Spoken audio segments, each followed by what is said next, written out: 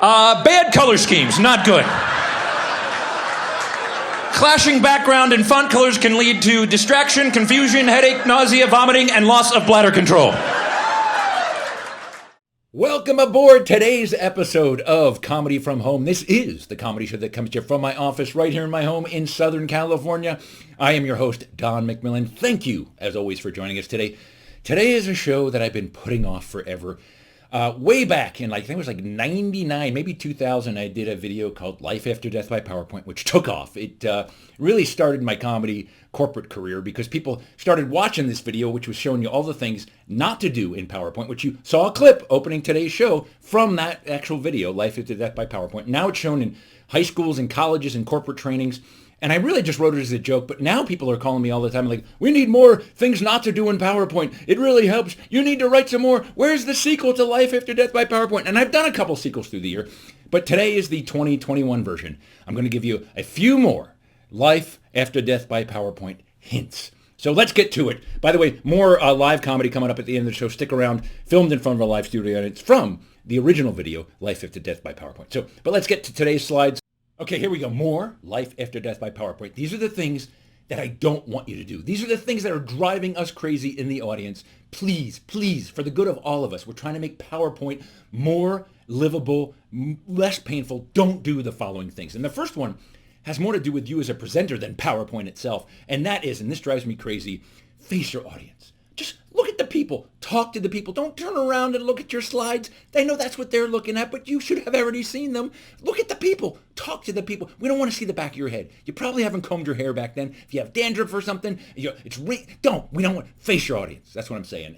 And do not read from your slides, okay? Do not read. Now, a lot of you don't even know what the slides say because it's probably not even your slide deck. That's why you're reading from them. But we're seeing the back of your head and you're reading. We can read, okay? Don't do that. And if you're doing that, the third thing, you're your own screen. Look, your presentation is being shown on you. Okay, let me tell you something. You're not a good screen. You're not flat, okay? It's not easy to read. I can't make out the words, and I don't want to read letters on your face. It's not a good look for you. Trust me, it's not a good look.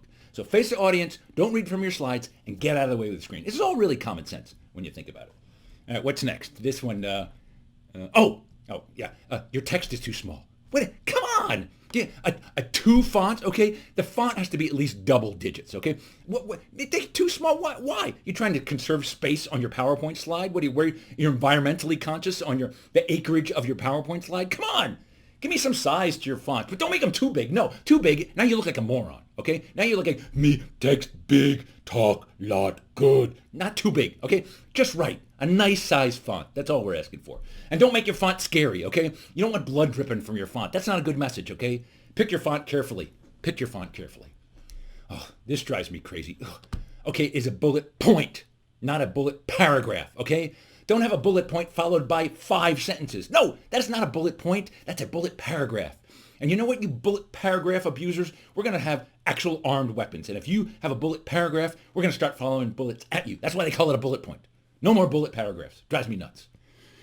Okay, inappropriate sound effects. People love to add sound effects. I don't know what it is.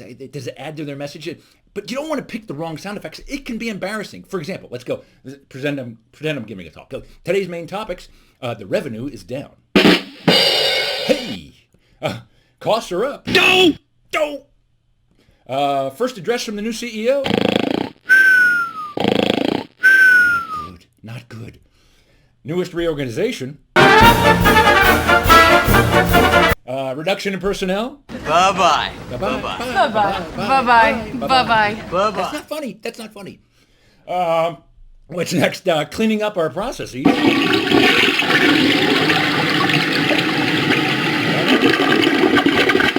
And then finally, welcome to sexual harassment training. What was that? Oh my God. Not good. Not good for sexual harassment training. No inappropriate sound effects. In fact, no sound effects. You don't need sound effects. Then enough with the org charts, okay? People put up org charts. They're not good for anything. We don't want to see your org chart. You're trying to make us think you're organized? Because they always look something like that. That just tells me there's a lot of people there and it's complicated and I don't even know what you do. Just do your job. I don't want to know what you're... Because it looks stupid. I mean, if you need an org chart of your org charts, that's how big your org chart is. There's a main org chart, engineering org chart. And why don't you just have this reorg chart? Because you know you're going to reorganize next week. You know you are. So you just call it a reorg chart. Or how about this? Just a disorg chart. You all just report to everybody else anyway, or it's going to be that way next week. That's probably more accurate. A disorg chart. All right, this one's kind of a new thing, but too much clip art. People love to animate. They got things flying left and right, and it can look stupid, okay? I made this stupid on purpose, okay? Just, if you have a simple message, just give the message. Don't try to make it look like more and more entertaining than it is. Okay, watch. Here we go. Right here. Have you got questions? Question mark. Oh, something bugging you? Hunting for solution? Afraid of croaking? We've got an idea. Light bulb. Take a closer look. We aren't horsing around. We've got solutions. Thanks for your support. Bad jokes. Bad clip art. Just stop it. Simple is better. And then finally, stop the moving text, okay? Keep your text stationary. There's nothing more annoying than noising than text that won't stand still. It blinking in and out of it. Blinking's not good. Look at that. That can cause epileptic seizures. It's not good. And look at the bottom. You can hurt your neck. That is not healthy, okay? Look at that. You could hurt your neck. And what am I saying with this slide? Sure, it's cool, and I'm glad I did it, but nobody's going to get anything out of that. And with that, I'm going to wrap up this week's More Life After Death by PowerPoint. I hope you enjoyed that. Share that with people. We can stamp out bad PowerPoint. Make the world a better place, okay? That's all I'm asking.